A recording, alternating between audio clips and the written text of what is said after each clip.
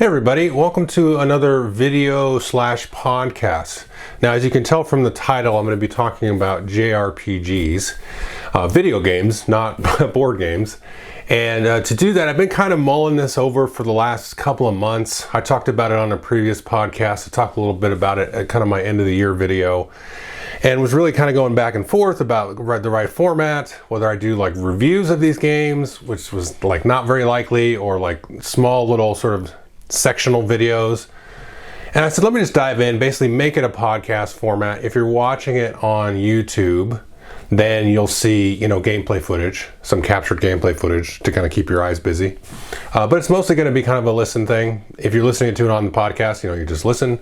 And if you happen to have a video screen around and you kind of want to see maybe what I'm talking about going on the screen, then there you go. So a little bit ago, I'll kind of give you some preface and history, and then I'm going to jump into basically like 6 series. So like the East Chronicle, or not Chronicles, but the East series, some of the Trail series, Final Fantasy, some other ones, Shin Megami Tensei, which includes Persona and stuff like that. And I'm going to try to keep it like board game adjacent at the least, if not related, because I've really had an enjoyment of this. You can see in the last year, I completed 26 of these JRPGs, and I basically bounced off 18 others. So I will talk about some of those as well. And it started in February of 2024, and I kind of took like a little break. I kind of fired up another game recently, another couple of games. I'll get to that in a minute. And this is March. So January, February this year, I kind of took a break, but basically all of 2024, I finished those games. I had a great time doing it. And so I'll go into those, and I'll have those kind of things timestamped. Like, I don't want to hear another person talk about Final Fantasy. You can skip that and go to another section. So the first thing, I just want to give you a little preface. Again, you can skip this if you don't care, if you kind of remember it from the podcast. I had gotten a new PC thanks to Kickstarter some time ago. I think it was in 2019 that I did a Kickstarter, the last time I did one.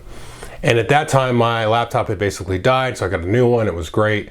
And then like a little bit after that, Elden Ring had come out, and I was like, you know what, I bet this can run this. And it did, and it ran it fine. And I played a little bit of it. And I got kind of bored of it, honestly. That's another discussion, but I may go back to it. But it's funny because while I was playing Elden Ring, which is a Souls-like game, which some people kind of classify as a JRPG tangentially in this kind of rabbit hole that I've been in. I found a lot of YouTube channels and stuff about this stuff. I don't know if I agree with that, or I don't know if it even really matters.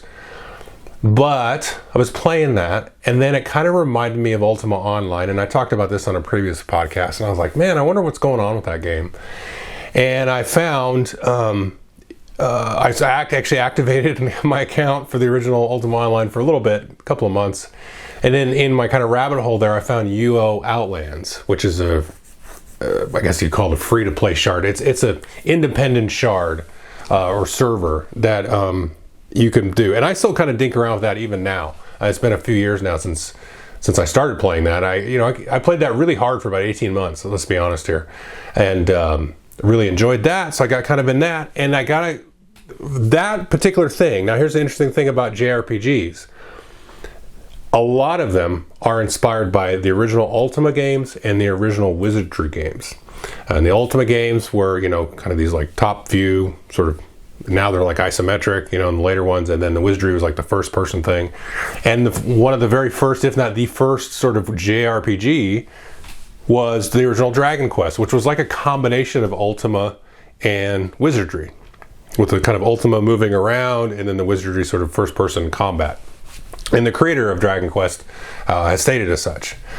So I think something was sort of planted there, because I've always enjoyed the Ultima games, and especially Ultima Online. And so there's actually a free version of Ultima Online that is a single player version. There's a couple of variants of these. I played the one called Ruins and Riches and really enjoyed that. Kind of started getting into that. And Ruins and Riches is very interesting because it's kind of like they mashed up, I don't know, I'm probably going to get this kind of wrong, but like Ultima 1, 2, 3, 4, and 5 or something all into one giant game, and then like grabbed from all of it and just made it more Ultima Online sandboxy in terms of the skill gain and all that stuff. Really fun. I recommend downloading that. If you go look up either UO Odyssey, which is like an online version of it, or UO Ruins and Riches, and I think the other one is called, oh, I can't remember what it's called. Ask me in the comments if you care and I'll find it. That's kind of like an updated version of Ruins and Riches. But Ruins and Riches was really fun. I had a fun of time playing that. It actually kind of reminded me of like a Skyrim, because you are, doing your skill gain like that. There's no levels like in Skyrim, but you can just pick whatever skills, and you have a maximum cap, so you can probably max out 7 or 10 skills depending on how it works. There's different rules for different things in Ruins and Riches.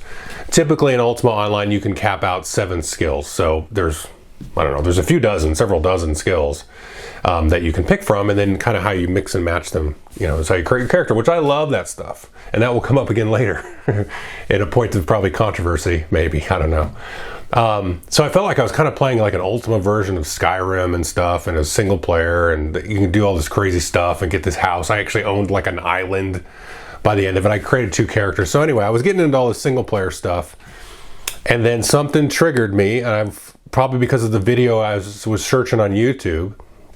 And then I got into the East games first, which is the first series I'm going to talk about. And I'll get to that in a second. So anyway, that kind of rabbit hole from Elden Ring all the way through the Ultima Online variants, and then single player Ultima Online and all that stuff. And I started watching a lot of YouTube videos and some different channels, which I'll post in the description to like recommend. I've got probably like at least half a dozen or more that I'll recommend if you have interest. And one thing I'll just say quickly here is that there is a very nice community of people in the JRPG world, which I really appreciate, being in the board game world myself, because you have, and this is not to disparage anybody, but you have like the big time guys in the board game world, and you got like the big time guys, which are definitely more of a corporate thing in the video game world. But you've also got like some regular, and not just guys, girls too, and both in the JRPG sense and in the board game world. I'm just using the guys rhetorically. I don't know what the right word is. So people, that's what I meant to say. And they're very like I get it. I feel like I can have a relationship with them, you know what I mean? Like a good communication with them, that kind of thing. So I like that. I was like, oh cool, there's like a little niche of folks. And they all kind of seem to know each other a little bit, and they talk to each other. And, some of them have like 100,000 subscribers. Some of them have like 30 or 50 or 60. So they're not like huge people, but they love the JRPGs, just like myself and a lot of the board game creators. They love the board games. And we don't necessarily do this for our job. Some of us do. But it's good. It's not, what I'm trying to say is it seems like there's a nice community of people over on that side of the world. So I was like, this is nice. I like this. So a couple of prerequisites, kind of definitions, just to kind of let you know what kind of player I am with this. And I could get into the history. I played some of these games in the past as a kid, or like in high school, and maybe I'm not going to get into all that stuff. But as I am right now, and how I went through and played these in the last year, I always play normal mode. I don't play easy. I don't play hard. Although I'll mention in a little bit, there's a game or two that kind of changed my mind about that.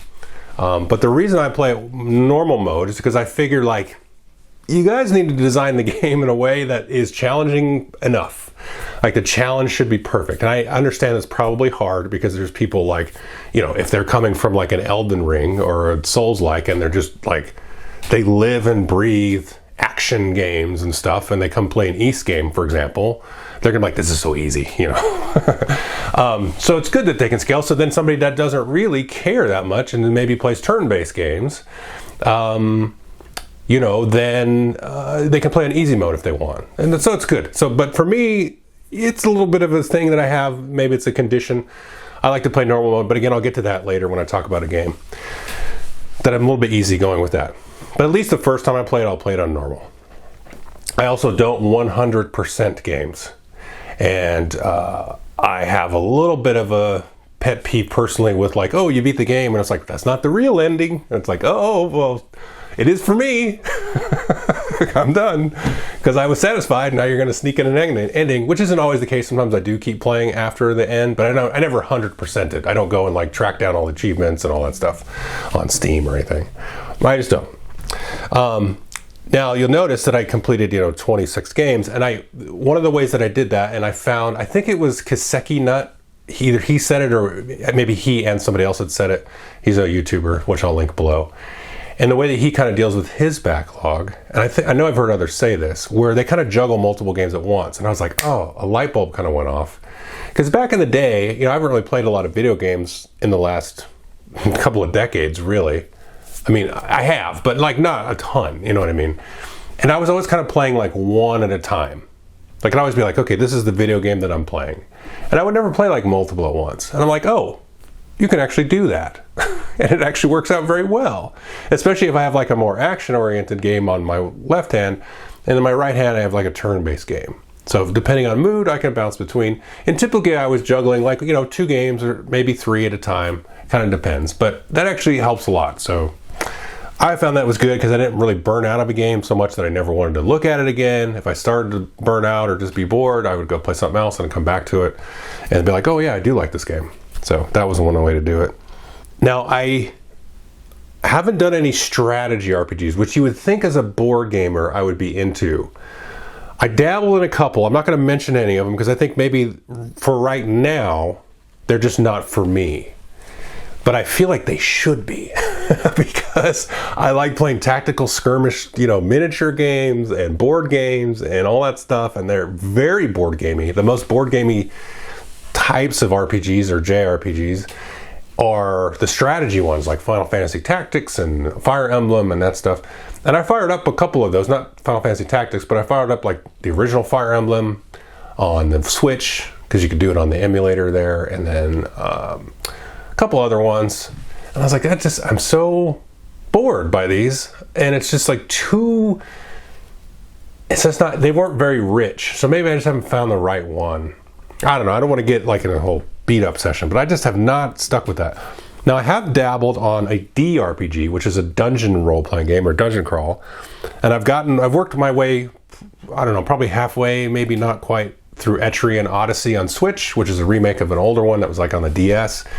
That's done by Atlas, who does like Persona and Shin Megami and all that. That I've really enjoyed. It's a little bit like repetitive, but I still like it. And then I also picked up the new Wizardry, which I played for a little bit and I really liked it. It's very brutal, and I kind of liked it for that, but I was like, okay, that one I kind of put down my backlog for later. I'll probably get to that one this year. But I kind of like those, the dungeon crawl things. They're pretty fun, But yes, I've dabbled with that, but mostly it's just been like action JRPGs and, kind of traditional turn-based ones. So again, I will correlate all of this back to board gaming, and I will make mention of that. I'll try to make mention of that at different points here, because I think even this first series, which I'm going to talk about, the East series, which I just love the East series.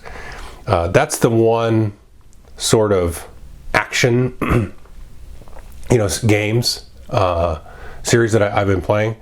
Everything else here is turn-based, which is obviously more of a correlation to board games, because I mean, you have some action board games like playing Crokinole or Pool. You could call it a board game.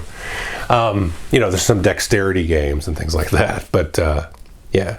Okay, so the first series I'm going to talk about, which I mentioned, was Ys, and that series is developed by a company called Falcom, who started in, I think, the 70s, but definitely the early 80s. And they were an indie company then, and they're still kind of an indie company now, although I think they have seen some growth in the last few years. And I had played the original, I think I played the Ys 3 on like the Nintendo or Super Nintendo, and then played the Ys 1 on a TurboGrafx 16 at a friend's house and stuff like that. And yeah, it had this vague sort of spot in my memory where I had played it. I thought I had played it on the PlayStation, but I was like, no, they didn't ever come out for that. So I played it at some point, long time ago, and I really liked it. And then, like I said, through this kind of rabbit hole that I went through, I was like, oh yeah, I remember that game.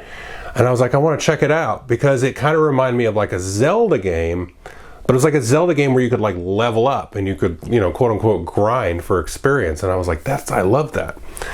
So what I decided to do is I went and played Ys Origin first. So I said, I'm going to play them in number order, which is probably not an order I think most people would recommend, because the numbering order kind of gets out of whack a little bit. So I started with the Ys Origin, which is like a Ys 0. It's like a prequel, but it's one of the more recent ones. sort of. And I loved it. I was like, this is great. This is like, I feel like this is an era of Zelda games that we missed. We never got a Zelda game quite like this, because it feels very Zelda-esque. You get little, tools and little gifts and trinkets and secrets that you can unlock, and for little puzzles and that kind of thing. But it's also very combat-oriented, very combat-driven. And like I said, you can level up. You can fight things. You can go, I'm going to go through this little zone or set of zones a few times and, kind of get good at the fighting these particular bad guys, kind of get their little timings down and their combos down. And then also, it's not just going to be a waste of time, because I'm going to get experience. I'm going to get little like tokens and stuff like that I can turn in to upgrade my armor. And it was a lot of fun. I really, really enjoyed it. And I think this might be my favorite Ys game, or it's definitely right up there at the top with some of the later ones that have just come out, even just this past year. So I really, really enjoyed it. You can play through it 3 times. I've only beat it with the one character. Played it a good chunk of the way through with the other 2. But I found the boss fights very cool. The boss fights are very Zelda-esque, very Mario-esque, almost like World of Warcraft-esque, where it's like, finding out like the little, points of damage that you can do, where it's protected, where it's not protected, what the combos and the timings and sort of the forms or phases of the boss and all that stuff. So I found that very rewarding and satisfactory. So really enjoyed that. Not a lot to do with board games with this one. This next one, though, is the interesting sort of thing, because the Ys Chronicles 1 and 2, which you can get, and I should say I played most of these on PC. I'll mention when I don't, but the vast majority of these games are going to be on PC. The Ys Chronicles 1 and 2, so it's a combo. I include that as one game, because the first game is like, 8 hours to beat it, and then the second one's about the same. And played through those. Now, these are remaster remakes, and this is very much like an old Zelda game, like the original Zelda. It actually came out before the original Zelda. It was an inspiration for Zelda. And again, very action-oriented. But the interesting thing about this, if you don't know, is there's no attack button. You just run into stuff. If you run directly into a monster, you will take damage. It will take a little damage. But if you kind of hit it from an angle or kind of offset from dead center, then it will be damaged and you won't be. Which is like really weird, but it's really cool. And it kind of is one of those things when you kind of like get used to it, and then you kind of get it into the flow of it, like going through the countryside or through a dungeon or whatever, and kind of getting the rhythm down and how the monsters are all moving up and down and left and right and all that stuff. It becomes a very kind of relaxing, interesting, sort of puzzly type of thing to solve. It feels like an indie game that was modern. I mean, I'm kind of surprised. I mean, I'm not really, because not everybody's going to really like this. They're like, I want an attack button, But why, nobody's made a bump combat game. Like, I don't know. That's fun. But the thing that is sort of interesting about this, and I'll talk about this with some of the other games, is the sparseness in the storytelling. Now, a lot of these older games, when I talk about some of the early Final Fantasies in a little bit, they didn't have the memory to like jam in lots of exposition and text, because they only had a certain amount of memory to work with, and they wanted to use that to create the world map and the different boss varieties and monster varieties and the different classes and the skills and all the calculations for all that. And so they had to keep their storytelling pretty sparse. And that's one thing about this, and I find that very satisfying. I don't like when somebody gets a little bit wordy, over the top, and this is going to sound a little negative, but I don't mean it to be negative, but like a little full of their own storytelling. It's like, man, would you just shut up? I know what I'm supposed to do. I'm supposed to go here and rescue this or kill this or do that. But don't remove the story completely, please, because that keeps you kind of going, and you'll see in some of these other games in the later series that I'm super invested in the story. But there is something to be said for these games that don't beat you over the head with it. And we see that in board games too, where they're like, hey, I've got a cool campaign game. And I'm like, this is a novel. I have to read a novel to go along with this campaign. And like, no, I mean, if I want to read, I'm going to sit in the book, in a chair with the fireplace, read, get lost, just shut the world out. Not do like an oral performance for everybody at the game table, or wait for somebody else whose their sound of voice I don't really want to hear for half an hour. I don't know, it's too much. So I think there is something to be said here for that kind of storytelling, if you can kind of do that. And some board games kind of sometimes do that, where they just give you like a little bit of flavor text. You're like, got it, I'm in. I don't need any more. I can fulfill all those empty gaps and sounds and spaces with my own imagination. And I love how some of these older games do that. And that's the thing I really liked about Ys Chronicles. And it's just such a different take, with all the games that are out there now and that have been out there for years. Having a bump come back, it was like totally refreshing. So anyway, now the next one, you could call it Ys 3. It's called Ys Oath and Felghana, which they just did like a remake like a couple of months ago. And I haven't played that one, but I played the one from a few years ago, and it's totally different than the original Ys 3, which was, well, it's hot garbage. I fired it up on an emulator. I'm like, yeah, no, this is bad. I don't want to play this. But Ys Oath and Felghana is fantastic. Absolutely love it. Probably has the best final boss of the series. I think that's easy to say. Even the newer ones, 7, 8, 9, 10, probably the best final boss. Maybe. It's right up there.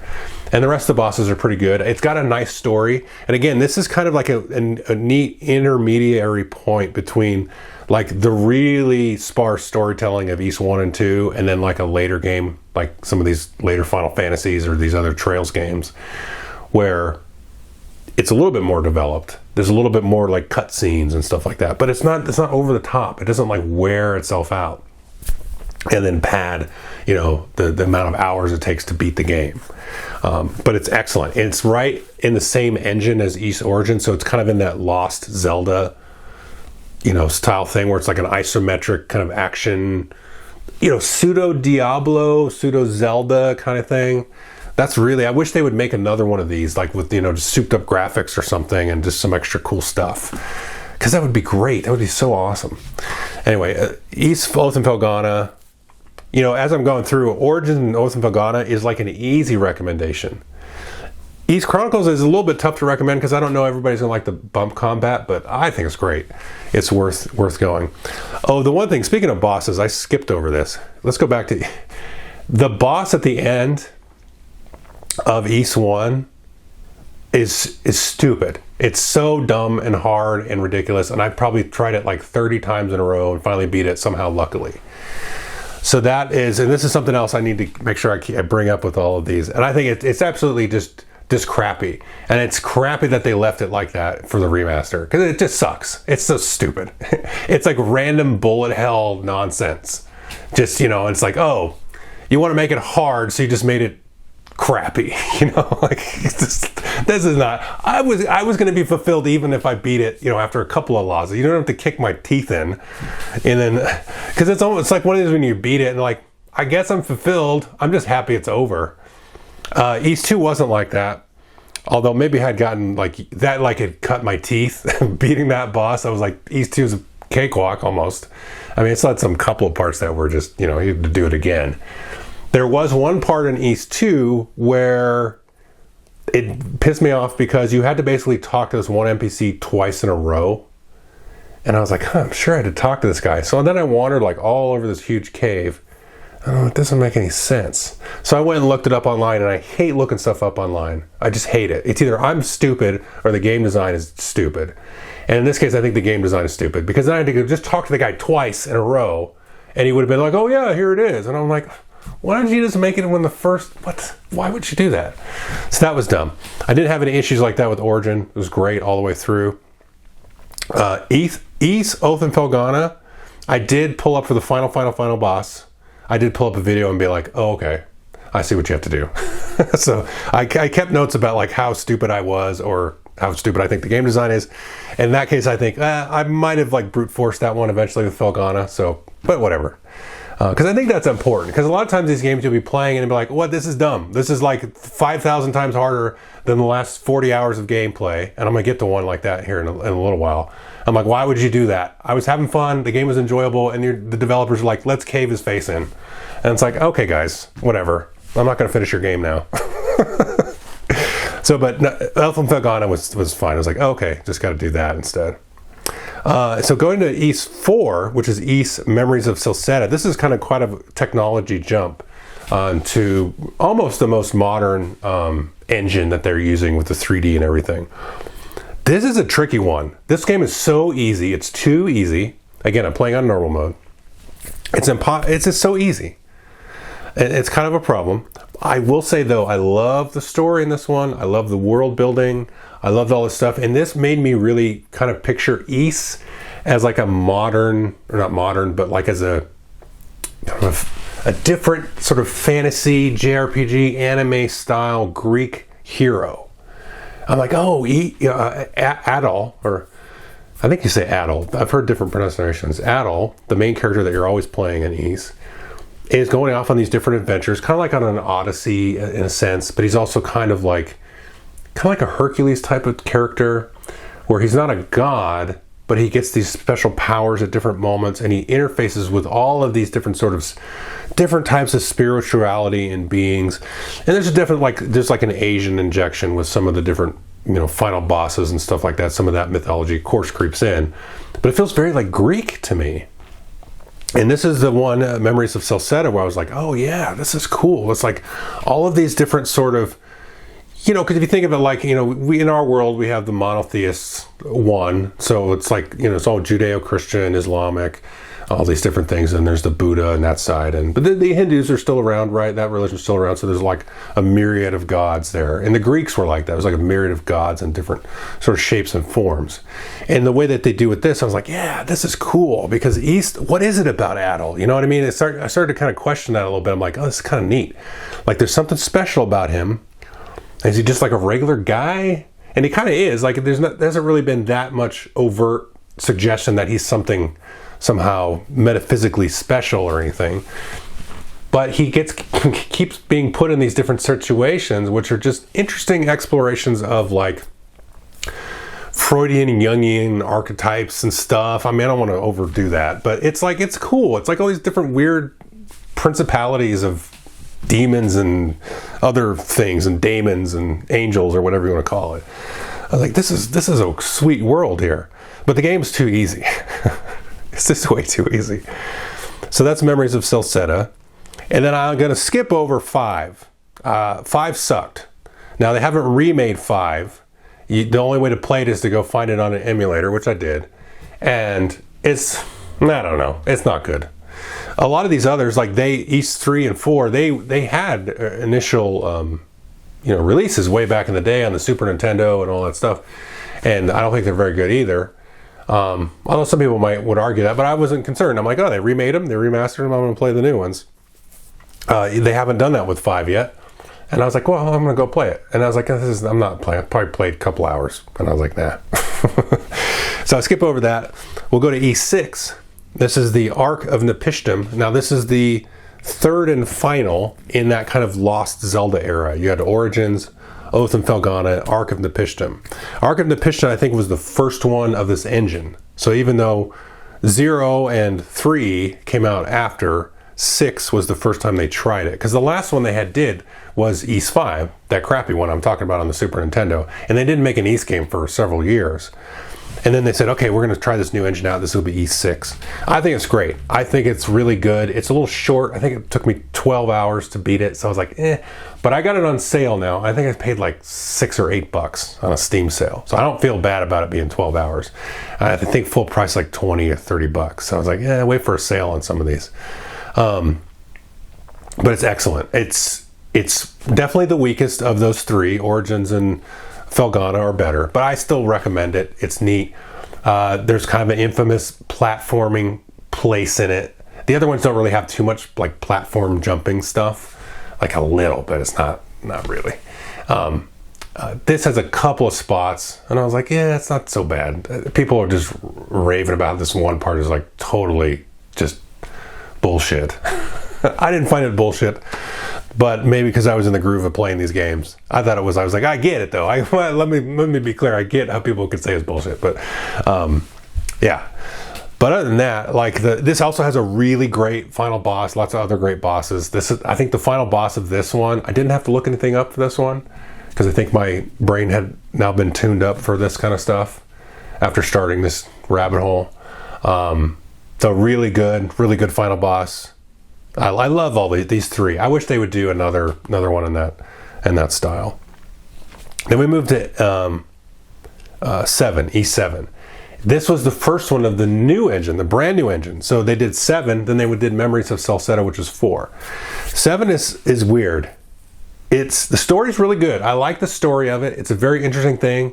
There's a lot of the other Ys games will make reference to 7, although you can pick and play any of these. I should have said that at the beginning, but you can play any Ys game. Just get, they're not directly like sequeled to each other. There's not like one big story, although I will say with 9, I don't think you want to play that until you've played several of the others, which I'll talk about in a minute.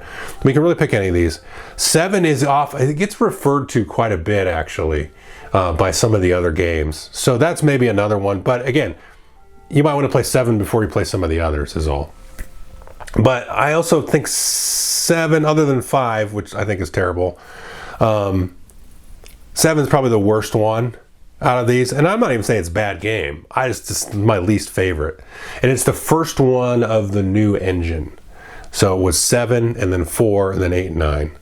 And then 10 is kind of like the same engine, but a little bit newer. Story's cool. The game was fun. The game's actually like super easy until the end. And the end is like, where did this come from? And it's like, you have to go and get like these special items. I was like, oh God. So I got to go do these things. And it was like this exact order, because your group, I think you have like 6 people. It's been a few months. And then you fight this boss in like 3 stages. And it's like, once you kind of figured out the thing, and I think I looked this up too, because I knew when I got there, I was like, okay, I'm not doing any damage. Okay, I got to go back and like circle back and find all these dumb weapons at the end. I'm ready to beat this thing.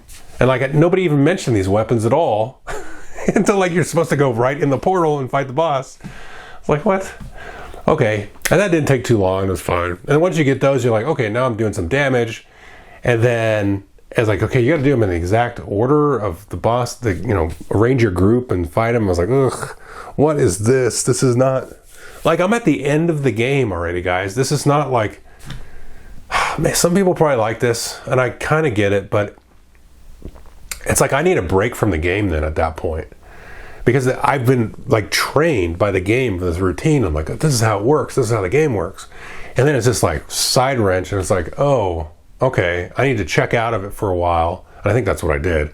Come back to it, and I was like, okay, now I'm a whole new problem to solve here, and then fight it. And then it was like the boss is like super easy, and I'm like, oh, it's just the gimmick thing. I was like, ugh, I can't handle that. So at E7. Maybe skip that one. I don't know. It's fine. It's referenced a lot. Like there's little like Easter eggs sort of in the other games that refer back to it. It's all right. It's fun. Now Ys 8. This is often referred to as the best of the series, and I cannot really argue it that much. I think I'm a little bit partial to that like Lost Zelda era games, which I've already mentioned a bunch. This is the one that changed my mind about the difficulty.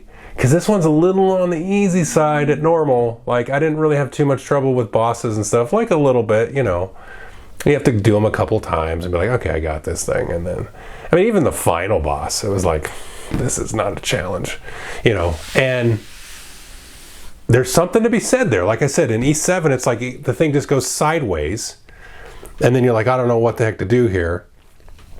And then you got the other ones where it's like, oh, if I train myself on it, use all the techniques that I've developed, and then fight the final boss, handful, dozen times, then I'll figure it out. That's the perfect sweet spot. Like I want it to kick me around a little bit, but then I should be able to learn from it, and then tweak my gameplay. And that's one thing I think that board games really excels at, especially some of these campaign games and stuff like that, and just the way that the games kind of train you. And then, then they lead you into the thing. Because that to me, that's a design principle that really is cross media. Whether it's a board game, video game, whatever. And a lot of times, not a lot of times, but it seems like JRPGs and video games sometimes in general kind of fail at that. Mario games don't seem to do that. Zelda games don't really seem to do that so much. Because, I mean, those are made by the top people, in the world. Most board games, I think, don't fail at that. Like when you get to final boss or some other encounter, it's like okay, this is a little harder. It's not just like, oh, it's the same thing, but it has multiplied by 100 the number of hit points or whatever. And that's kind of why I don't like playing the hard mode of stuff. It's like, oh, it's the same technique. Now it just, when it hits me, I instantly die. And if I hit it, it does like no damage. I'm like, that's, I guess. And sometimes board games do that too, where it's just like, oh, just turn this one dial up or down. I'm like, well, what's the difficulty of that? Because my thing is like, if I go in and I have this issue, I have a huge issue with a beloved game here coming up, not in this series, but it's like, oh, I figured out the pattern, I got it, and then the game is like, okay, now do it 1,000 times, and you're like, yeah, but well, but then it's just a mental endurance test. Anyway, you know, it's just like, come on, guys. But again, this one changed my mind about the difficulty, because like I said, it's a little easy. And then and it wasn't long ago, I went and fired it back up and I put it like max difficulty, and I was like, okay, this is too much. This is like, I get one-shotted by like a crab in the beach, you know. I'm like, I don't know. But then I ratcheted it down. I'm like, oh, this is perfect.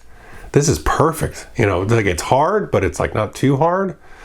So I may have to temper myself and let myself play with difficulty levels at the beginning and then see how it goes. But then I don't want to get screwed, you know, all the way at the end of the game, and the game really ratchets up the difficulty level, and then I'm just going to hate it. So I'll probably stick with the normal thing. But Ys 8 is easy recommend. It has so many cool things going on. It still feels pretty modern. I mean, the graphics don't really like, I don't give a shit about graphics, honestly. I do not care if it looks like Elden Ring or whatever. I don't care. So if you're like a graphics person, then, you know, it probably doesn't look that good. I think it looks great though. Crank it up and all that stuff. Now, Ys 9, this is tricky. Sometimes I like Ys 9 more than Ys 8. Hard to say. It has all 8, 9, and 10 have these like little sort of mini games or like adjacent games, where like in 8, you have this thing where you get kind of like waves of invasions and stuff, and you got to fight those off. And 9 has kind of the same thing. They like come through portals instead of like invading your beach like in Ys 8. Now 10 has the thing with like ships, which I'll get to. Now in 9, I think it's probably, out of 8 and 9, it's the best. That little like wave thing you fight off, because once you kind of like get up there and you can start to go out and search them out, they get really fun and like kind of not difficult, but like, you know, entertainingly difficult, like the perfect amount of difficulty. And the music and the graphics go like to insane, like LSD, anime, rock and roll. And it's like, what am I playing? This is insane. This is like total stimulus overload. And it's really fun. It's a lot of fun. Now the story is, I think I said earlier, 4 is my favorite story. And I think that's true, but 9, if I have to be honest, probably is my favorite, but I cannot recommend 9 because I think you have to have played the other Ys games, not to understand the story, but to have some kind of like emotional kind of connection to it. You got to have played like several of the others, I think, because it has a lot of references for things, and it kind of like sort of talks sort of in a meta way about Adel and like what he's been doing and the universe, you know, of the Ys world and stuff like that. So I think for it to kind of land as much as it landed for me, I'm glad that I played it at the time. That was the last one that I had played, because I had this whole wealth of things going into it. For that reason, I would keep it to the end. Gameplay wise, I think it's right up there with 8. It's kind of interesting because it's like in a town and you go into dungeons and you go outside of town a little bit, back in the dungeons and in town, and you kind of jump around. Kind of feels sort of not Grand Theft Auto-esque, but there's an old game called Crackdown where you're like a super cop and you like ran around like Grand Theft Auto in a town and beat up criminals instead of just innocents or whatever. And this is cool because you unlock these powers. You can like leap around town, almost like a Spider-Man game. You know, the Spider-Man games on the PlayStation? It has that kind of vibe to it. So it's just fun, you know. Anyway, that's Ys 9. And then finally Ys 10, which I just played recently. This probably has the weakest story out of all of them, except maybe 5, which I don't really know what happens at the end of that, but it might have the best gameplay. In the others, 4, 7, 8, 9, you're in a group situation, and you can swap out your characters in the group. And in 10, it's just 2 of you. You can just swap back and forth with 2 of you, but the combos are a little bit tighter, and I think it's a lot more fun that way. I find the combat a little bit more viscerally engaging and all that kind of stuff, and I think that's why some of the others felt a little bit easy as well, because then you could just kind of rock, paper, scissors the heck out of everything, and just once you figured out a combo that you liked, you could kind of live with it. Whereas this, there was a real sort of juggling act, especially towards the end of the game with some of the final bosses. It has great final boss and all that stuff, but I like that 1-2 punch combo. And so again, East 10 is kind of like the first maybe of the new engine, so East 11 maybe will sort of build on it. But I found the story pretty boring. I did like, however, though, there's the sort of mini game, the ancillary piece of it, where East 8 had the invasions and 9 had its own kind of invasions. East 10 has this like ship combat where you drive around in ships, and I usually don't like games with boats in them, but this one was really cool because it was very like arcadey and very like action oriented, and it was really fun. So it was a lot of fun, just kind of like, you know, drive your boat around. It helped you like explore the map. You could go find different parts of the world and these different islands, and, you know, find new secrets and get new weapons and abilities and upgrades and all this stuff, and kind of explore the world and stuff. So all that was like great. It was perfect. It's just like the main plot, I was like, I don't know. Whatever. I was like, you guys have done better. And again, I think the others probably got so good. The heights of it were so good. That's probably hard to, I mean, it's fine. It's a video game, right? Again, I think 8 was still fine, but like 9 and 10 got a little bit heavy-handed with the storytelling, a little bit. Again, you kind of lose the sparseness of it. And again, you know, like I said, I think that's something you can't ignore too much in board games or in JRPGs, is like, don't get crazy with the storytelling. Like, do it just enough, because I mean, brains start to check out, you know. Speaking of over-the-top storytelling and exposition, that leads me to the next series, which is the Trails series, the Legend of Heroes Trails series. So I found out about this game. Now, unlike East, where you can kind of basically pick and play any game, this one is basically one huge story, and there's like 15 games in it. And I was like, screw it, I'm going to start from the beginning. So I played Trails in the Sky, first chapter, second chapter, third chapter, and then that's one trilogy, and then Trails from Zero. And then I've started Trails to Azure. I'm a little ways into it. Really like these games. I will say this, I'm going to kind of combine Trails in the Sky, first chapter and second chapter, which they're remaking. I think by the end of this year, they're going to make an even newer version of first chapter. So wait for that, actually. Don't play, you know, maybe. I don't know, maybe it's going to suck. I don't think it will, but I would wait. But the first 2 games are absolutely beautiful stories. Like, I'm so excited to like play through these. How do I explain? So these games are basically like Final Fantasy VII style combat, but better, I think. I mean, whatever. Because you get like little gems and stuff and socket things, and you can set up little combos, and that unlocks your abilities.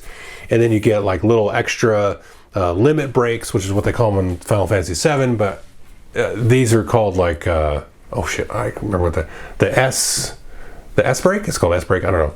Then the C break, and they tweak it over time as you go through the series. You can get like little like dual character combos, triple character combos, big old huge combos as your CP meter builds up, and you can unlock like a huge limit break. It's like way smarter than they did it in Final Fantasy, like way better. Obviously they were standing on the shoulders of Final Fantasy at that point. So the gameplay is like so far really consistent through all 5 of the games, because I'm on the 5th one. And I will say the story in the first one, it's not too bad. By the end of it, it's like, oh my God, would you just shut up? I'm trying to get through the dialogue. And the versions I had didn't have any voiceover at all. I don't know. I thought I read that there was voiceover. Maybe there's like a fan pack or something. But the first 3 games don't have voiceover, so it's all reading, which is like, it's a lot of reading. But I thought it was great. Like, don't get me wrong. I thought the second game definitely overstayed its welcome in terms of the reading. So it's like this. The first game was great. The first 2/3 of it, perfect storytelling, punctuation, sparse enough. Don't get me wrong, it's probably a little bit more long-winded than the rest, but in my mind, I went into it, I was like, okay, this is preparing the groundwork for this whole world. So I was very in a good mental place to start absorbing that story. But then by the end of the first one, I was like, shut up. I know what's going on. I don't care what you friggin' thought of the flavor of the omelet you had. Like, it's like too much character. Like, I get it. This is the one. This is the other one that's like this. You know what I mean? Like, it's cool. I get it. Let me use my imagination.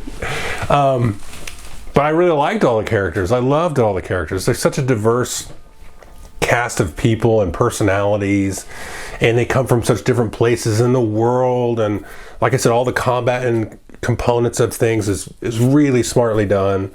And then by the second one, I think it started off kind of long-winded because it was like there's like a gap in the story. Like, I think it jumps a year. And it's like, okay, it's catching me up. But the back half of the second game is just one of the best games I've ever played in my life. Loved every part of it. It's cool because what's really cool about these games is it starts off from like this like little cabin, this little cottage, and the story of like a brother and a sister kind of thing. And then the world, the way that they go out into the world, you start to, because I knew nothing. I went into this thing cold. And the way it just sort of like expounds and expounds and expounds and expounds. And it's like, oh, cool, we're not fighting God, or the devil or something. Because a lot of JRPGs, they're like, oh, you're fighting like the chaos. the avatar of chaos is back, And so far, we haven't gotten to that. Although it touches on, it has some, obviously it's a video game, it has this metaphysical evil demons and stuff or something, But it's like so different. Like, it's not the same as all the other, or some of the other JRPGs. It's not a Final Fantasy game, right? It's not like doing that story again. It's different. And it really sort of evolves all of that world. And then, so I did that. And the third one is a little weird. So third chapter kind of gets into some of that weird hocus pocusy stuff, but it does it in such a different way. Like, the third one is like one giant dungeon in a way, which is so neat. And the way that you jump characters and stuff like that. I don't know, like, so put a pin in that whole like jumping characters thing, like mixing and matching your party, because you do a lot of that in these games where it's like, okay, you're doing this part of the quest or whatever, you got to have at least these 2 people in your party, then you can pick from somebody else, and so you try to pick a good combo, which is fun, but sometimes bugs the crap out of me because I'm like, I have my favorites, I want to use them. But again, the third one is a little bit, I don't know, it's strange because it doesn't really feel like the others. It kind of jumps out into La La Land almost. Like, it felt very disconcerting. I kind of was hoping that one to be over for a little bit. It wasn't bad, but it's also, my thing is like, I'm playing these like back to back to back to back, whereas if I had played them like, let's say as they came out, played one, and then like a couple of years later played the other one, and then a couple of years later played the other one, my brain would be like more ready for it too, because it's like, and that'll come up again when we get to Final Fantasy, where it's like, yeah, I don't know, I just played this other game 3 seconds ago I like it better, so you're done. So third chapter kind of had that for me. And then Trails from Zero is, now, it hasn't quite hit the heights of first and second chapter combined. I'm into Azure. Okay, I finished Trails from Zero. It could pass first and second chapter because it's a little bit more modern. The dialogue, it's still a little heavy. To me, it is almost like the perfect marriage of it. Like, it has exposition, it has some stuff, but it's not as over the top. It also is voice acted, although it's only Japanese voices. But I like just the emotional, audible piece of that. Because I don't know, the voice acting is really good, and I don't understand the words that they're saying because I have the English text there. And it's like, oh yeah, look at this. They're laughing here. He's angry. He feels like perplexed. Like it engages you. I'm like, oh, this is great. So whatever the voice acting is really good on Azure, and or Trails from Zero and Trails to Azure. So, and it's a little bit more modernized. Like all of the systems and stuff have been updated. It feels very much like Trails in the Sky. And this as far as the board gaming goes, part of this, like I still have, after Azure, of the 4 Cold Steel games, the one like Reverie one, and then like there's 2, or the third one's out in Japan but not here, the Daybreak, something like that. But yeah, there's like a couple more, and then it'll be like this one huge story of like 18 games or 20 games or something, which is crazy and pretty awesome. And I think board game designers should like totally look at that series and do something with it. You know, the one thing I keep thinking about is this Earthborn Rangers here, and that feels like it could be a similar kind of thing. Like, I don't know how they're going to go with that game because they have some expansions coming out. But the way that the story works, as well as you can kind of just go off the track and grind a little bit in Earthborn Rangers, it feels like a JRPG, right? Kind of does. So I think I'd love to see like a Trails, these guys that do Earthborn Rangers and stuff. They would never do this, but like if they made like a Trails board game, card game thing where you like adventured, it was like in the world, whew, that'd be sweet. Okay, enough of that. That's the Trail series. I'm excited to get through those. Azure is one of the 3 games I'd say I'm juggling right now. All right, so briefly here, we're going to talk about the Mana games. So I played the Secret of Mana remake. I had played the original when I was a kid, probably junior high, I think, when it came out. I loved it. I thought it was great. Secret of Mana and Chrono Trigger were my favorite JRPGs, my favorite RPGs, and Dragon Quest 1. So I was like, I'll play the remake. It's okay, you know? I'm like, I should have just played, I think on the Switch they have it, like the reissue of it with some other games. Like, it's pretty fun. I thought it was cool. It was like the perfect amount of like difficulty and stuff, and like juggling all your like little combos of different types of magic. It's a little bit like, the story's a little bit I don't know, kind of give me the creeps a little bit, like a little bit kiddie, you know what I mean? I was like, ugh, I'm almost 50. Like it's just like, it's like, ugh, I don't know. So but I kind of liked it. And it was interesting. Like, it was kind of goofy and fun. And I like the combat and the juggling of the abilities and all that. And so I was like, oh, they did a remake of Trials of Mana. And I played that for probably about 10 hours. And I was like, I hate this game. The reason I hated that one is because it kept teleporting me to wherever I needed to be. I'm like, well, Secret kind of did that too. But I really did not like how I felt like the MMO, basically the World of Warcraft ish of things, and I see that in some of these other games. I'm like, oh god, that's such a terrible thing to copy for a single player game. I'll talk about that more towards the end, but like I felt like it was just like that. It's like, oh, run here to this quest marker, run here to that quest marker, oh, hit the teleport, now you're back here, now just go to these 2 quest markers and do some of that. And again, East 8 and stuff kind of have that. But again, after playing East games and then jumping to the Mana games, I'm like, these are definitely not as good as East. And I even tried the Visions of Mana one, and I just can't get into the story. It's like too fairy tale. It's just like, it's so like Disney cartoon. And it's not, like, if you like these games, I get it. But for me, it was just like, they're not hard, enough, and they're just kind of, I don't know. People love these though, and like I said, I played through Secret of Mana remake and bounced off Trials and Visions. It's just too bubblegummy, you know what I mean, for me, and I don't know. I feel like I should like them, because the interesting thing about these is when you play them, you'll like run along, and then it'll like lock off, and then you'll have like a little arena type of combat against like your group and some other baddies or the boss, and so you're like kind of it creates like a little instance of this combat for you. And I really like that idea, because it's almost like a hybrid of turn-based and action, which is pretty interesting.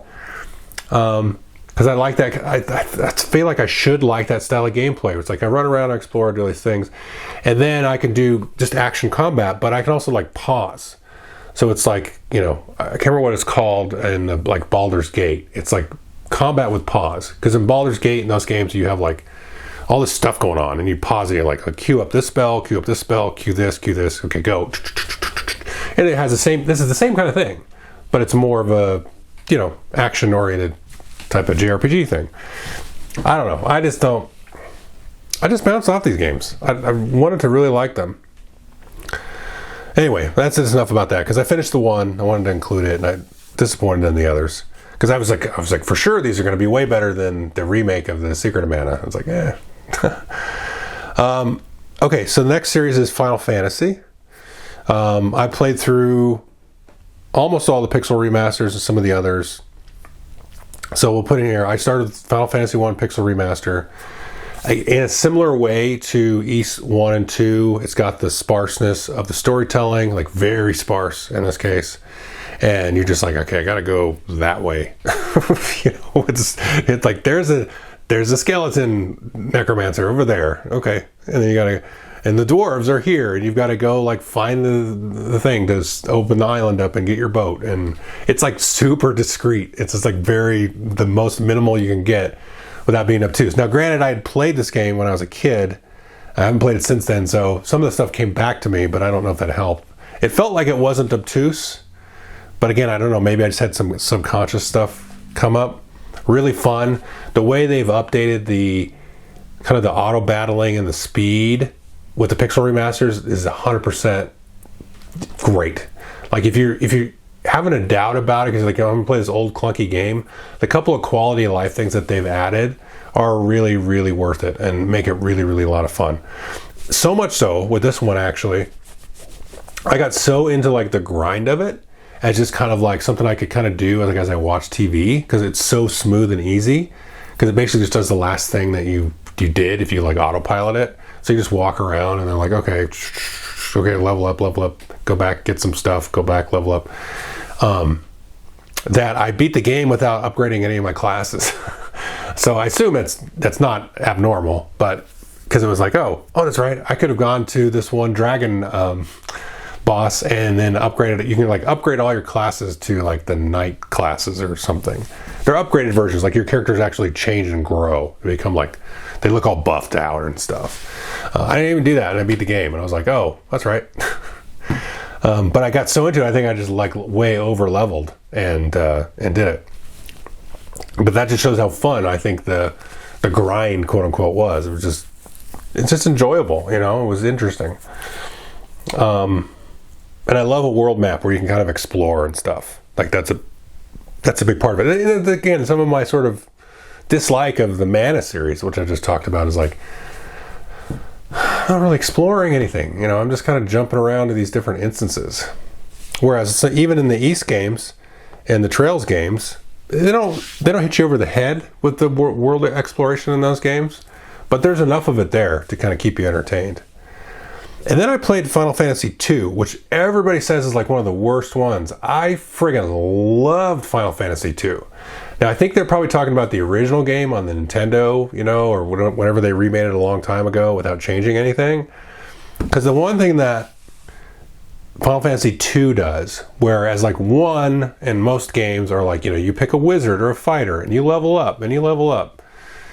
This one is like, if you do a thing, that skill will go up. So going all the way back to like Ultima Online or Skyrim or that kind of thing, where it's like whatever you're doing, that particular skill levels up. So if I cast heal a bunch, my heal will get better. If I shoot with a bow, my bow stuff will get better. That's what this is. Like there's no classes. And I was like, oh, this is great. So I made like this one awesome, I can't remember the lady's name, the girl, the female character. That was when I played earlier in the year. So she was a great archer and she was a great healer. And then, you know, I had another guy that was like a great fighter, and then all these things. And one guy that like I spent some extra time like grinding up stuff so I could have like really good fighter mage combos and all that. And it was friggin' awesome. It was great. I was like, what's wrong with people? This is so cool. You know, maybe I just have an inclination towards that because I really liked Ultima Online and stuff like that. And I was like, this is perfect. It's right in my alley. And I thought it was fantastic. I can't recommend it enough, you know, because it's just like, it was fun because it was like a tinker toy. I could go and explore and try different things. And, you know, again, the thing that's interesting about this, and I think this is relevant to board gaming, is also what happens in the East games. Whereas if I go out and do a thing and I want to try something out, like I'm going to get rewarded for it by like learning, you know, a technique or a combo or something. I'm also going to get some experience for it at the same time. So it's not going to be a waste. Or like a regular, any Zelda game, if you go out and fight stuff, you kind of don't get anything. You get some coins sometimes, and at the end you might get like the boomerang or the bomb. But you can't go really back there again and fight through it again and like kind of learn it and get some skills out of it. And you know, people may like that. I liked some of the Zeldas I've played. But me personally, I really like where I can go and like just do a thing and just play with the tools the game has given me. Like forget about the main quest or whatever.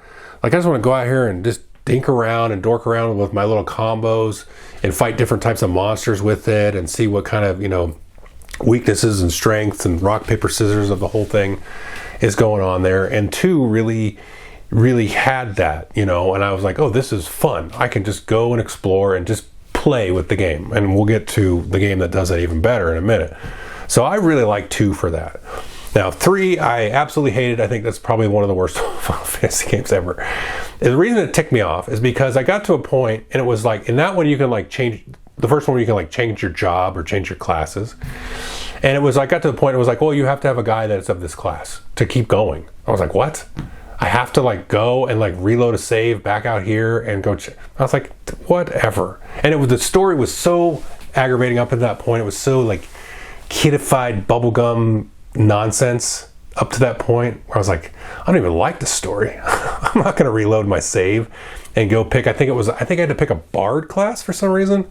I don't remember. You like get captured and you get brought to this like evil city and you have to have a certain class. I think I had to have 2 of them or something too. It was really strange. I was like, screw you guys.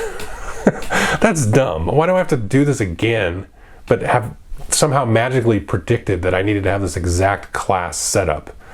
I was like, I said, this is the opposite of what made 2 good. So 3, I skipped out. I probably played 8 hours or so. And then 4 I played, and I had played 4 when I was a kid, loved 4, beat it when I was a kid, beat it again. And it was kind of like what 3 was doing, but better. The story was cooler. It was just, the story was just way cooler. I mean, what was her name? Ferris. I love Ferris.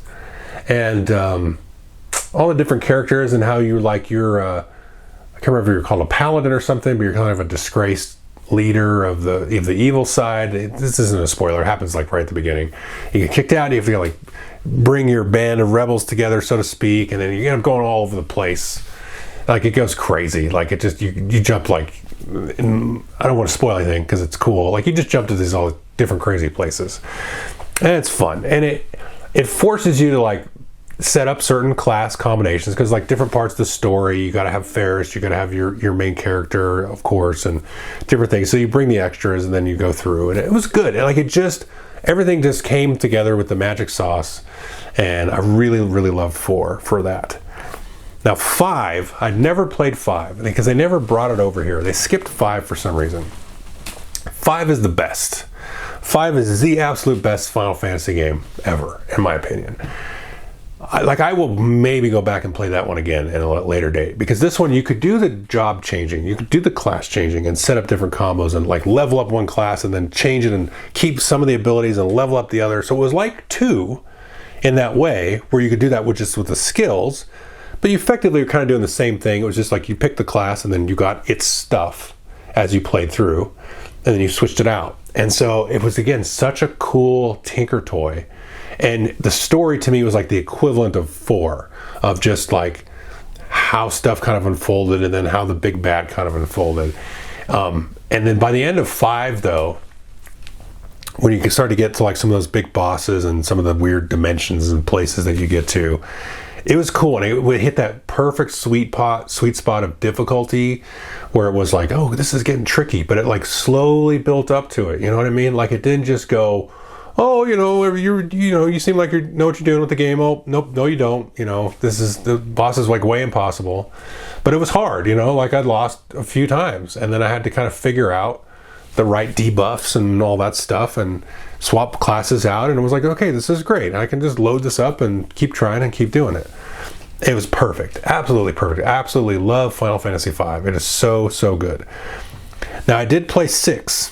And I played 6 when I was a kid, because it came over here as Final Fantasy 3. Everybody kind of knows that story usually. I played 6, and I played it 25 hours. And I said, I'm done with this game. And everybody's going to go, what? 6 is the best. And I'm like, no, it's not actually. I thought it was the best too. 5 is way better. Because the thing about 6 is, this is a mild spoiler. It's not a big spoiler. But there's a point in the story where everybody who's played it knows you get separated from your party and you got to go find everybody. And I was like, all right, that's right. I got to go figure out where everybody is and then go to the damn rainbow tower thing and kill the guy. And I don't know what it was about that. That just really irked me, because it had kind of been done multiple times before that. I don't know. There's the one like cool opera scene in 6. There's some other kind of cinematic stuff. The opening's really cool with the cyborg robot things, but I'm like, you jump from 5 to 6, and 6, like, you removed all of like the tinkering and playing around with stuff, and this is really where they jumped and they started just being like, let's just make movies out of video games. Well, anyway, I don't want to keep beating up on this because I think it's a good game. It just, after I came off of 5, I was let down actually by 6. So, because to me 5 was like the perfect toolkit of game to play. Anyway, I don't want to beat up because it's like the most beloved of all the Final Fantasy, except for probably 7 or 9. And then some people I think have 6 as their greatest. So the others that I tried, 13, I tried that. I think that's a terrible game. I don't know what to say about that. 8, I tried that. I had tried that back in the day. Didn't like it. I think I got a little bit further this time, and I didn't like it. It didn't stick. 15, I tried. 15, I got probably about 10 or 12 hours in that one, and I don't know. I was kind of bored by it. It was very weird how it worked. It was strange. I don't know about that. I may go back to it. That's what I'm trying to say there. And then, okay, Final Fantasy 10/10-2. I put 50 hours into this stupid thing. I had a lot of fun with it. I was having a good time with it. I was like, oh, I see why people... I never played this one, and I was having a really good time with it. I got to the absolute final boss of 10, and I probably spent 8 hours or so trying to beat it. And I was like, God. And I'd get it down to like almost dead. Almost dead. And I'd figured out the pattern. I was like, this is great. And some of the other bosses leading up to them were really good. I got, once the world kind of opens up, it's very linear, which is bad. It's cool. That's a very weird though story and all this. Anyway, I get to the final boss. I'm like basically redlining it, but I can't beat it. So there's a part of the final boss where you have to do exactly like max damage from what I recall. Like you have to hit 9999 on these like little probes that come up. And like the beginning of the boss, like I'm doing it. But then like once in a while, randomly, it will like taper off. And then once I get the boss to like its 5th phase or whatever, I've got to do damage to it. You got to do enough damage. I come to find out, not unlike E7, you have to go and get like these special weapons, which I remembered somebody mentioned, and it's like when they mention it's like this weird mini game, and it's like, oh, I gotta go find these weapons. I look up online, I glance through, I'm like, oh my God, this is involved. I'm like, what? So I have a damage cap, and like maybe I could have leveled up a bunch, but like where my save game is, it's like you can't like back out of it, I'd have to like go reload another save, and I'm like, I'm just gonna grind, and I'm like literally like hit points away from beating this boss, and I'm like, this is stupid, because I figured out the pattern, you know, I figured out the combo and stuff. And I'm like, okay, cool, got it. That part was great. That was perfect, like boss combo stuff. And then it's like, hey, you didn't grind up enough levels. You didn't get the friggin' weapons that were made in mention of in passing. And I was like, oh my God, I don't care. The story wasn't that good. You know? So I was like, I literally put 50 hours in it and I was like, screw this game. Seriously. And not unlike that, and I'm going to put this in the same category as Final Fantasy because it's made by some of the same designers and developers of the original Final Fantasies, as I played another game called Fantasia Neo Dimension. I put 67 hours into this game and then left it for a different reason, because the end, I got like right to the end. I wasn't at like the final boss, but I got to this like weird puzzle part where you're like messing with the weather. If you guys have played it, you know that. So after that, I got through that part of it. And then it was like in the Fantasia Neo Dimension, it gives you like a little story log, a quest log, you know, which not a lot of these games have, from the older ones especially. Because you're like, what should I be doing now? Well, you should have wrote it down, or you need to remember, or it should be obvious. But this is cool because you can have like multiple side quests and like main quests and all that. So the main quest thing was telling me where a side quest was, which I come to find out after looking it up. Because I would try to go in there and I'm like, this is impossible. I need to be like 40 levels higher than I am to get through this. And I look out and it's like, oh, well, no, you should go over here. I'm like, where in the game does it tell me that? Nowhere. Nowhere does it tell me this.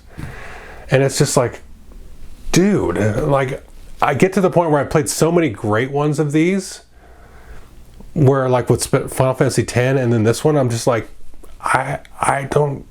this game doesn't deserve my time. It just messed with me in the wrong way, where it's like, I'm not going to sunk cost my way into playing this game anymore, you know, because it's like this, to me, in my case, I think this is not me being stupid. I think the game's stupid in both cases. Final Fantasy X and Fantasia Neo Dimension. Because I don't feel like, because I've seen a lot of people online who's like, oh, you need a guide to do this. And I'm like, well, that's a bad game. You shouldn't have to have a guide to help you through this obtuse, like not clear storytelling. That's terrible. That's an awful thing to do that. So anyway, but I am excited. I have fired up Final Fantasy 16. That's pretty fun so far. It's action oriented. I have mods for like 7 and 9 that I've downloaded. I've beaten 7 and 9 in the past. I really enjoyed them. 9 more than 7. But the mods are pretty cool. They do like voiceovers and stuff, which are, you know, varying quality, but they're nice. And Final Fantasy 12 is the one that I want to try, but I'm a little bit leery of 12 because there's another game I'll mention where 12 feels like you're playing an MMO again. It's like, I don't want to play an MMO when I play these games. So anyway, those are some upcoming ones I might look at. Quick brief thing now, the next series would be Dragon Quest games. I replayed Dragon Quest 1 on the Switch. It was funny because I was almost going to get 2 and 3, and then they announced the remake. So this would be the third time that I beat Dragon Quest 1. That was like a nice little piece of comfort food for me. I think it took me about 8 hours to beat it this time. Maybe it was 6. I don't remember. It was not very long. I recommend playing that one on the Switch. It's cool. It's nice. But they're doing the 3D HD 2D remake of 1 and 2. So anyway, I liked it. It was cool. And it's a game that I've played a couple times, and this is the third time I beat it. And really enjoy that game. And I had not ever played any of the other Dragon Quest games, though, in my life. So when the Dragon Quest 3 HD 2D came out, I jumped right on that, and that thing is absolute magic. It's this whole thing I'm talking about of being obtuse versus the minimalist versus, like, you know, saying too much and being too over the top with your exposition. This just syncs it up perfectly. There's a couple of quality of life issues that I can see that they added that I think make it less obtuse than it would be, you know, if you're playing the original. But it's got cool like class combo stuff. It's got little things you can go off on your own and tinker around. It's got the main story. It does this kind of like, you know, about face plot twist thing, but not like, doesn't beat you over the head with it, where it's like, this is my final form. This is my final form. No, this is actually my final form. This is actually, you know, that I get irritated by. But there's a little bit of that. but it's like also like you can kind of see it's going to do that. It's like, okay, this is not going to be the final boss. And then, then you fight the final one. And then the post-game stuff is actually pretty fun. I actually ran around in that for like several hours. And I didn't complete that thing because, again, I don't 100% things. It's just like, oh, if you enjoy the game. And then I started getting into like tinkering, like gamifying, like all the stat gains. And I was like, okay, I beat it. It's okay. But really good. I cannot recommend Dragon Quest III HD 2D enough. And then this year, Dragon Quest 1 and 2 are getting the HD 2D treatment. So I'm going to pause myself on, playing 2 and wait for that. And I'll play through 1 again because I think I love that game. It's just, it feels like an indie game. It's like a little 8-hour indie game. I know it's from the 1980s, but when I play it now, I'm like, this somebody could just make this today, with the RPG Maker or something. And it's cool. It's fun. I did also try Dragon Quest Monsters: The Dark Prince because that was highly recommended. I was sold a bill of goods. No, by all these YouTubers. No, I didn't know. I didn't like it. I don't like. And it just felt like a little. I don't know. I didn't like it. It was not what I expected. Is all. That's all I got to say about that. I did try Dragon Quest IV. Unfortunately, I tried it on iOS. I probably got 20 hours into that thing. And I was like, I can't deal with this anymore. It seems cool. I'm going to wait till they remake it or something. Because it was just something about that. I played it on the iPad. And it was okay. I don't know. I don't have like a 3DS sitting around or something. And I don't want to emulate stuff really, if I can help it. So I tried it. I didn't like it. If they ever remake it or come out with a better version of it or something with some quality of life. I got through like all of the different character intros. I thought that was really fun. And then, basically got into like the main story and several hours into that. And then it just kind of like cracked open the world. And I was like, I don't even know where the heck I'm supposed to go. Like, what is this? And it just on the iPad, it's just like super annoying trying to figure out because it's all vertically aligned. And I'm like, I can't figure out where the heck I am, kind of. I mean, I could, but it's annoying to just be in that space with it. But I can see why people like that game. So 4, 5, and 6, I'm just going to wait until there's like a good version of it that's not on an iPad because I don't feel like it does those games justice. But I am currently on the iPad playing Dragon Quest VIII, which actually works pretty well on the iPad. I kind of felt like maybe I should emulate this one, but I fired up on the iPad because I'm just trying to be legit about stuff, and it's really cool. I think I'm maybe halfway through that one. I mostly work from home, but I work in the office like once a week, and at lunchtime I will play through a bit of Dragon Quest VIII on my iPad, and it's fun. It's really good so far. So anyway, that's one that I'm kind of juggling. It's I'm really impressed by it actually. I think it holds up quite a bit, but I haven't finished it yet. So nothing board game related with that, just Dragon Quest stuff. Now, one more series and then some random games. This last series is, I'm just going to call it the Shin Megami games, but it includes Persona and Shin Megami. I've played 2 of them so far. I played Persona 3 Reload first, and then played Shin Megami Tensei 3 Nocturne HD Remaster right after that. I don't know which one I like better. I have in my queue to play Persona 4 and 5 and Shin Megami Tensei 5 and Digital Devil Saga. Maybe if I can find a version of that or something. Because that one that seems kind of, I'm curious about that one, how that fits in. I don't know if I like Persona 3 better or Shin Megami Tensei 3. Now, the remaster of Shin Megami Tensei 3 is definitely, shows its age. The Persona 3 Reload feels like a modern Persona game. It's like they took the coat of paint from Persona 5 and then painted it on Persona 3. Both are good. I think gameplay-wise, I kind of lean towards Shin Megami 3 because it's like Pokemon, sort of, but you collect all these different demons and swap them out and combo them up and stuff.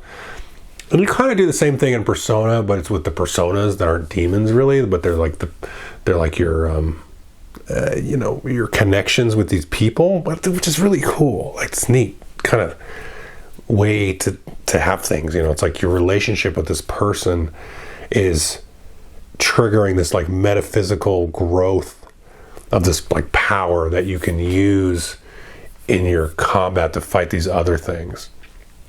And it's similar, you know, and there's this like weird event, you know, type of thing, not going to spoil anything, that happens and how that stuff kind of grows out of itself. And then with the Shin Megami games, you know, the world ends and then you go through and like collect demons and try to like rebuild reality and stuff. Yeah, gameplay wise, probably lean towards the Shin Megami 3 versus Persona 3, but I really like both these games. They have a really good gameplay loop. And I think in terms of like the board gaminess of it, this series is like ripe for that type of this. It's so ripe for this type of game to theme it in these worlds, or to use these things where you can sort of swap in and out these different personas or daemons that you can like combo up together, and like how they work and the weaknesses, and how you'll be weak. Some of your characters will be weak to certain, you know, bad guys and bosses that you fight, and so on. And I find that the difficulty of these is perfect. Like, it's not too hard, it's not too easy. Like, you stumble at times and you kind of have to reset, figure things out. It has that sort of dungeon crawl vibe to it, because a lot of it is like kind of grind through a place, which I like though. I mean, they're both very long. I think they probably both of them took me Persona 3 took me like 80 hours. That's a long one. That's the thing, a little bit long. I think Shin Megami took me 50. I have to go double check. I didn't write that one for this. It took me a little while, but they're really good. Now, I will say next on my list is Shin Megami 5 and then Persona 4. And then I also am playing, one of the other games I'm juggling is Metaphor ReFantazio, which is like very similar in its gameplay mechanics and structure, but it's like set in this it's a very unique fantasy world, but it's a little bit more traditional fantasy, sort of, not really, but it's not set in modern reality like the other games are.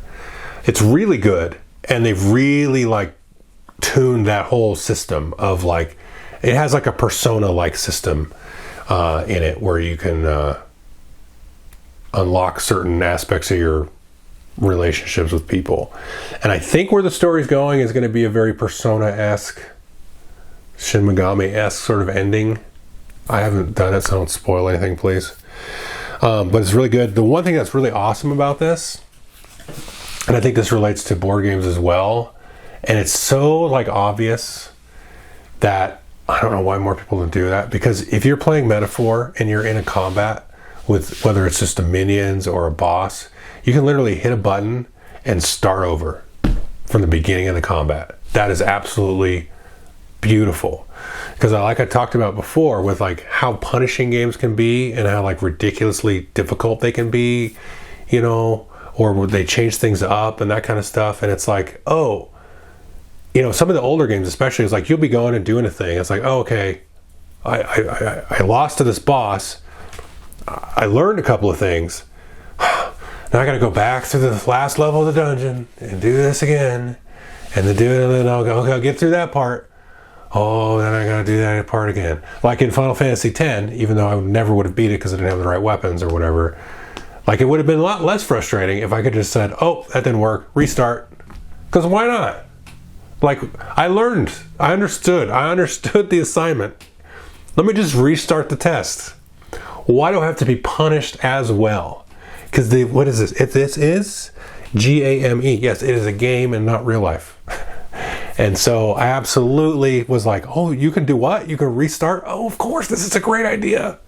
Because you can get like halfway through a combat and be like, oh no, this isn't working at all. Now let me sit here and let the game kick me in my teeth, waste 20 minutes of my time, and then so I can try it again and try this other thing that I have an idea for. No, this is just like, hey, just restart. Okay, that's great. Board games should lean into that. Or if you fight a boss, and I don't even think board games have to do anything. You can just do it. If you get like halfway through a boss or something, you can just be like, you know what? This isn't working out. We should have did something different. Okay, let's start over. Why get punished?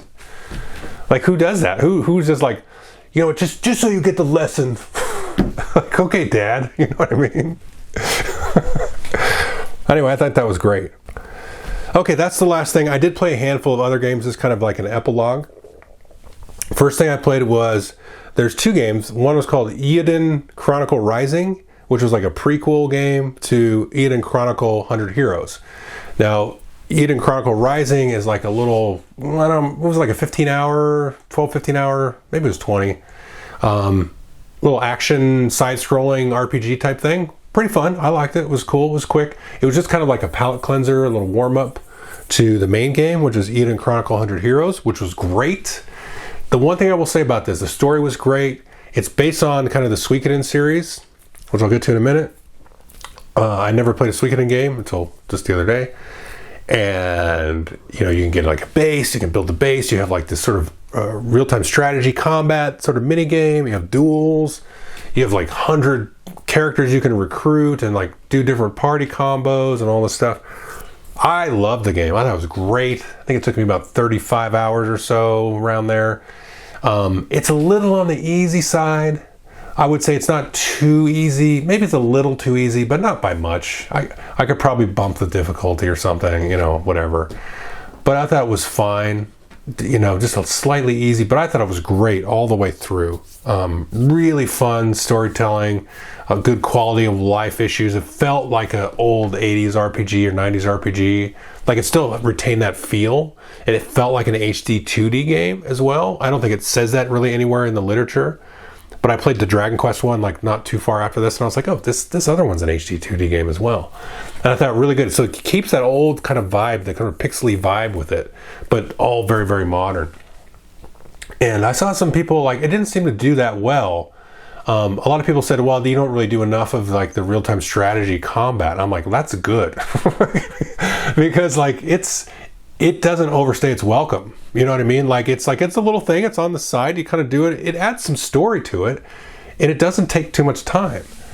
I thought that was good. I loved it, and the story was interesting, and like the way that you could juggle characters was very forgiving. It was like very cool. So it wasn't quite to the heights of like, you know, Final Fantasy V or something, or you know, even the Persona and the Shin Megami games where you're like swapping in stuff for combos. Like it wasn't quite to that level, because there's just like so many. It felt like so many of them were kind of like useless in terms of like the normal day-to-day combat. They were more like giving you special abilities for base building or the real-time strategy stuff.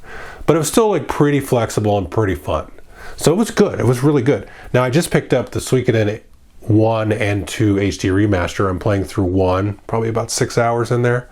So I just kind of like, I think I've sort of opened up the game, you know, having a lot of fun there. I can definitely see the lineage and stuff. And it's interesting because talking again about the storytelling here, I thought Eiyuden Chronicle 100 Heroes had a really perfect way of doing the story. It wasn't as sparse as like a Final Fantasy 1 or Ys 1 or even like some of the later Ys games with the Lost Zelda era, but it wasn't way over the top like some of the Trail stuff. You know, it was like the perfect amount. And I was like, that's really good. And because I can kind of see now playing Suikoden 1, it's like, we're back to the sparse stuff, because it's a remaster of a game from like whatever, the early 90s, I think. But Eiyuden Chronicle 100 Heroes was like, that was perfect. And I do recommend the Eiyuden Chronicle Rising. It gives you like a nice little layer of world building. It's a fun little like Metroid, Castlevania style side-scrolling RPG thing. Like it doesn't suck, you know, it's good. It's not like amazing, I don't think, but I enjoyed it. And the bosses were pretty fun. It was easy, you know what I mean? But it was good. It was fun. The graphics are nice, and the characters that it introduced you to and all that stuff was really fun. So there's those games. And then I also played Tokyo Xanadu EX Plus, which is from Falcom. Really like this game. How do I say this? It's almost like, I played this before I played Persona 3. It's almost the same story. It's really close. And I know Persona 3 originally came out before this. Now, I will say, I kind of like the story in Tokyo Xanadu a little bit better. And I will say this without spoiling, because at the end of Persona 3, it was like, Persona and Shin Megami is like a Neon Genesis Evangelion, and please do not spoil that. Like, it has that like, oh, we're in the fourth wall here. I mean, like, it's not quite to the same level of that. It does this weird sort of mind screw in Persona and Shin Megami. Now, Tokyo Xanadu, it has a very similar thrust to Persona 3, but by the end of it, and they're coming out with a sequel, I think this year or next year for Tokyo Xanadu. And I kind of hope, I mean, we'll see, but it's an action game, more like an East 8 or something, or East 9. And it almost feels like this weird take on like the X-Men. But it's in a whole different, it's not like the people in there aren't like mutants and stuff. It's like a different thing. And I'm like, oh wow, this would be a really cool franchise if they kind of leaned into some of this, the way the people get their abilities and stuff in this weird way, which is kind of Persona-ish. Not with the personas, but with the story of Persona, if that makes any sense. Like with what happens in Persona and what happens in Tokyo Xanadu. That's really good though. I liked it. This is one I would crank the difficulty on because I think the normal difficulty is too easy on Tokyo Xanadu.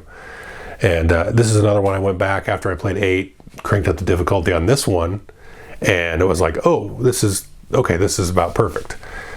So one other game I played and finished I played the Sega Ages Phantasy Star. So they did like a remastered version of Phantasy Star 1. This was cool. I'd never had Sega or nothing as a kid. Never played any Phantasy Star. I was kind of like, oh, what's that? And played it. It's really fun. I definitely recommend the Sega Ages one on the Switch because the quality of life issues are really good. I thought it was great. Lots of fun. Very weird, quirky story. I like the sci-fi aspect of it. Anyway, I just wanted to throw it in there because it was that kind of thing. So some other games here I bounced off of. Starting with Phantasy Star 2 and 3 I didn't actually even try. So I, for some reason, thought all the Phantasy Stars were supposed to be good. Apparently no. Only the first one and the fourth one are good. So I started 2 and I was like, this is awful. This is terrible. And then I looked and I'm like, oh no, these are 2 and 3 are apparently piles of crap. Okay. I won't play these then. I didn't try 3, so I don't know, but I'll probably get around to playing 4. And then here's the other one I was kind of saving to the end when I mentioned the whole MMO-ification of some of the JRPGs for a period of time, which I think they've kind of moved away from. So I tried playing Xenoblade Chronicles 1, the definitive edition. I may try to go back to that one, but it is too much like playing World of Warcraft.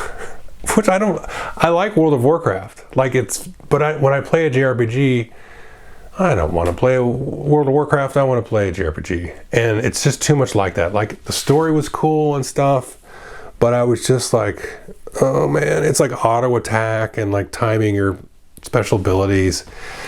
I may have to give this one another shot. Because I said, Final Fantasy 12 looks like it's kind of the same thing as that. So, we'll see. Another one here. This is another beloved one. I probably shouldn't even say this out loud, but Nier Automata. I played that and I beat it 3 times. Yes. And then it said that's not the real ending. This is another ending. And I was like, then I started playing it. I'm like, well, I'm playing the exact same thing I played the first time through. Don't do that. I don't know. I know I'm going to get jumped on probably from that, but I don't like that. That was interesting the first 2 times I did it. And then I was like, you're doing this again? Apparently there's like 13 possible endings, but there's like 5 main endings. And I'm like, whatever. I don't know.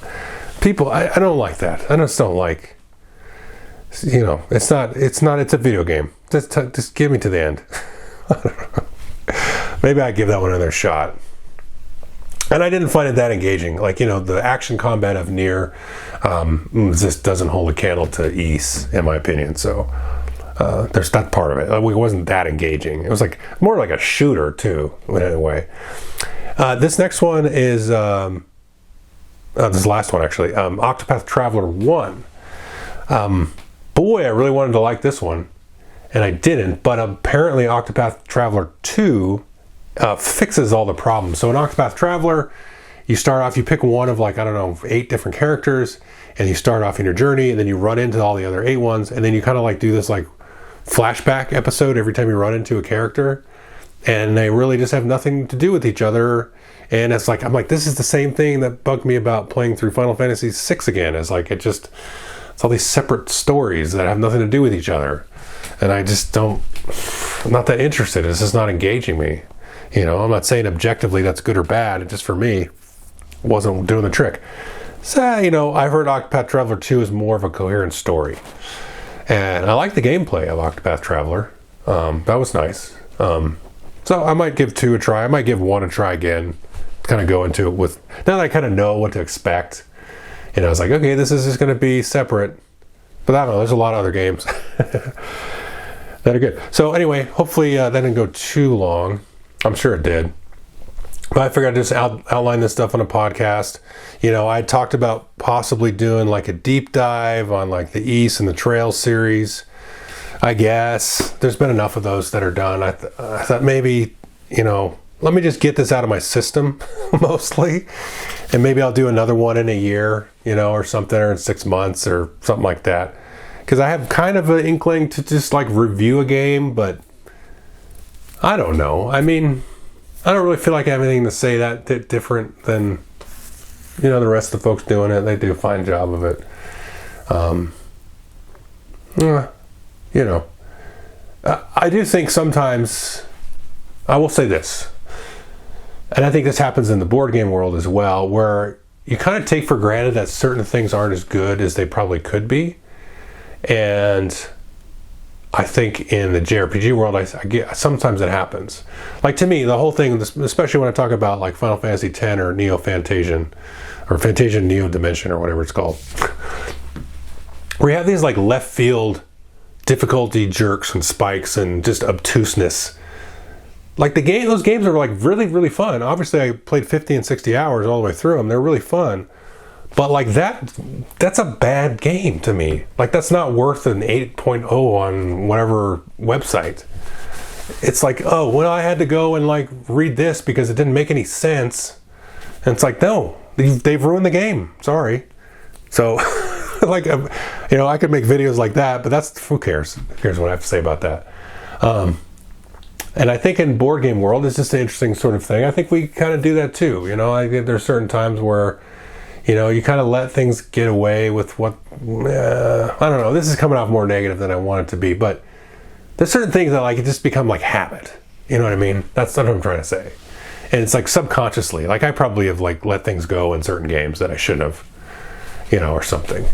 Or not seen something that was really new and innovative when maybe because I had my expectation blinders were off something. So a little bit of this was an exercise in that. And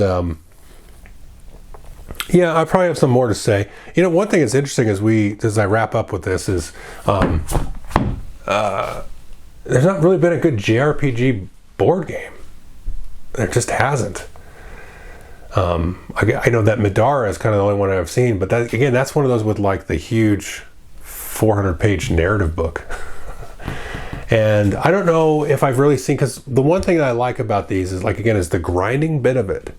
Not that it's a grind to be excessively overly done, but it's just like, again, I can go and play in the sandbox, get experience, learn about the game systems, get a little bit of a reward for it, and play around with it, swap out classes, swap out abilities, swap out this or that equipments, and the game should encourage that kind of thing.